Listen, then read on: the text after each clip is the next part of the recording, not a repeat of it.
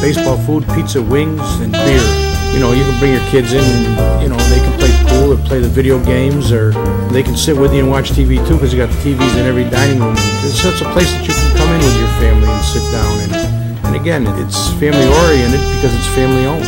When you walk in here, it's like a TV show, Cheers. Everybody knows your name. And you can expect that from in here because everybody knows everybody else. Sideline Guys back at sidelineguys.recordernews.com, brought to you, as always, by our friends at Crystal Ristorante, 72 Lion Street in Amsterdam. And through 3 weeks of the high school football season, we've got 2 undefeated teams in the area. Amsterdam Rugged Rams moved to 3-0 with a 21-6 win over Glens Falls. The Fonda Fultonville Braves, they go to 3-0, 38-13 road win at Taconic Hills. Broad Auburn Perth, they're stuck at 0-3 right now, a tough 60-13 loss at the hands of Chalmont. But another full slate of Friday night football. Right, and I mean, that Amsterdam game, that really impressed me that they were able to come back after that big win over Burnt Hills. They maintained focus. They led throughout that game. They beat a pretty tough Glens Falls team that played them really close last year. I guess, what was your biggest takeaway from that game? It appeared like they were able to run the ball. They were able to finally start to get something going on the ground. They ran for 200-plus yards, really fueled by Gio Rodriguez, who was an incredibly tough runner. Ton of yards after contact, 113 yards on 14 carries. Really did a lot of his work third and fourth quarter as they tried to wear down the clock. But what really impressed me with this Amsterdam team for the 3rd straight week was the play of the defense, especially the play of the front 7, front 8. They were in the backfield all night, really didn't let Glens Falls establish anything on the ground. That's been kind of the consistent thing for this team this season, has been that defensive line there, getting into the backfield, making things really tough for opposing offenses. I guess what impresses me the most, though, is that they've made it through. It was 3 home games, but these were their 3 toughest games, and they made it through. And I wrote before the season that, I mean, getting those 3 home games to being could be a blessing. It could be a curse, though, if you falter, because then you don't have home games later in the season to make them up. Yeah, and right now they are exactly where they wanted to be. I don't know if they're exactly where they thought they'd be, but they are exactly and more where they wanted to be. 3-0. They've only allowed 20 points through 3 games against what are most likely the 3 best offenses they will face the entire regular season.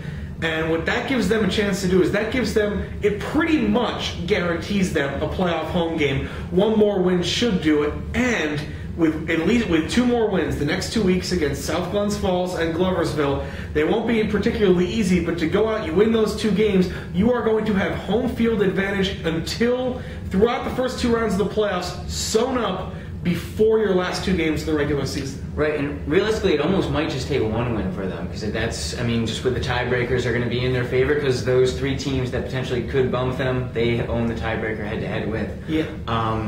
I guess they'll also just, I mean, another impressive win by the Fonda Braves. Going out again, jumping out to a big lead in the first quarter and able to coast home after that. Oh yeah, the Braves got back in after the running game kind of stalled in the mud opening week against Watervliet. The last 2 weeks, Wally Kowalski's gone out and run for 320 yards or so on only about 30 carries, and Friday night no different. 24 carries, 210 yards and a touchdown. This is the Wally Kowalski we saw last year. Right, and I think the thing that makes this Fonda team different from last year is they are able to throw the ball, but more importantly, the defense has really shown up this year, whereas last year at some points they struggled. So far this year, that defensive unit has been fantastic. They jumped out. I think it was 38-0 in this one.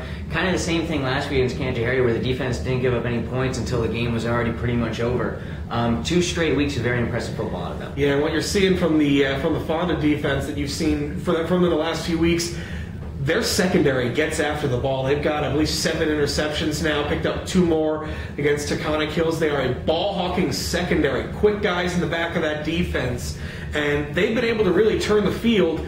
And then when you've got the balance that they've been able to show this year with Wally Kowalski running and with Cody Shaw throwing to a bunch of different receivers, this team has shown that they can be very, very dangerous in Class C. Right, and that secondary that you're talking about, those are the wide receivers, so they do have very good hands. They've had a very good passing game this year, and sometimes it's the other quarterbacks passing to them too. And another spark they got on special teams. Zach Carey returned the opening kickoff of the second half, 80 yards for a touchdown. And whenever you can do that, that's just a bonus. Right. Well, I mean, they've just so far, I mean, kind of they've had all the breaks get going their way this year. The mud game went their way, and now 2 straight weeks of solid football for them. Gets tougher for them this week, though. They get to the team that's been kind of a bugaboo for them the last couple of years, the Chatham Panthers. Right. I mean, I think this is a big game for just Class C overall coming up. Because basically whoever wins this game has that inside track to an undefeated regular season. This will be the toughest game for both teams that they have left. Fonda this year gets it at home, whereas Chatham last year got it at home and won by a touchdown on the last possession.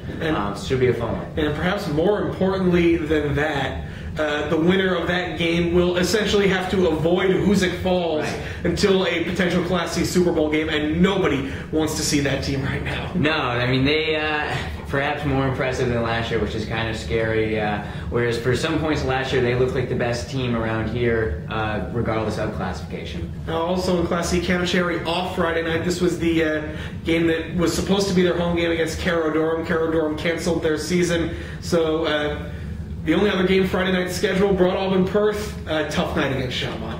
Tough night, but it was a game where when I was talking with Coach Pelno afterward, I was saying, this was a score that you guys had last year a lot. They lost 60-13, but the one this year, it felt like they were playing with them. They just were not as talented as the Shamrock team, which went to the state final last year. So that's not really saying too much wrong about the Broad Alban team. No, you can see the progress from this team every time out. It just seems like the thing they really have to do, if they can get their open field tackling a little bit better, cut down on some of the big plays they've been hit with. This is a team that can win a couple of games in the back half of their schedule. Right, and they're 0-3, but it's also 3 games that they shouldn't have won.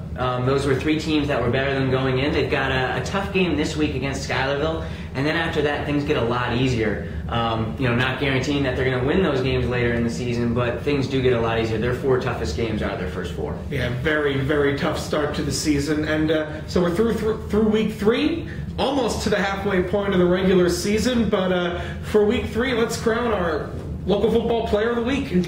Right, I'm going to go with Wally Kowalski, who have over 200 yards, his first game of that variety this year, and another touchdown to add to his total. And for me, it's Nick Laverio for Amsterdam.